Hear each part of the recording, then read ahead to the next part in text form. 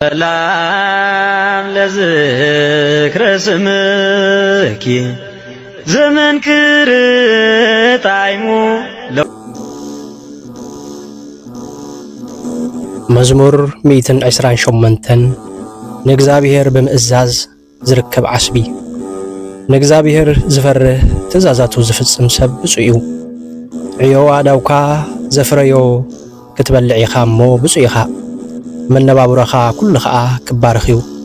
ሰበይትኻ ኣብ ውሽጢ ቤትካ ከም ፈራይት ወይኒ ክትከውን እያ። ውሉድካ ኣብ ዙርያ ማኣድኻ ከም ተኽሊ ኣውሊዕ ክኾኑ እዮም። እንሆ እቲ ንእግዚአብሔር ዝእዘዝ ሰብ ከምዚ ኢሉ ክባርኽ እዩ። እግዚአብሔር ኣብ እምባ ጽዮን ኮይኑ ይባርኽካ።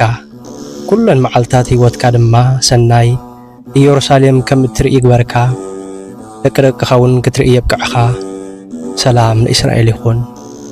አሜን።